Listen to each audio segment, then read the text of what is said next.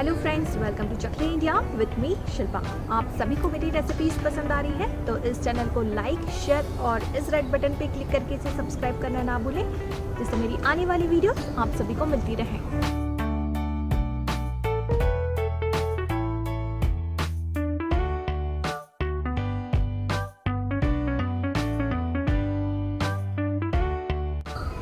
आज मैं आप सभी के साथ में एक टैंगी पोटैटो रेसिपी शेयर कर रही हूँ जिसका नाम है अचारी आलू। उम्मीद है आप इसे ज़रूर पसंद करेंगे। तो चलिए देखते हैं इसे कैसे बनाते हैं।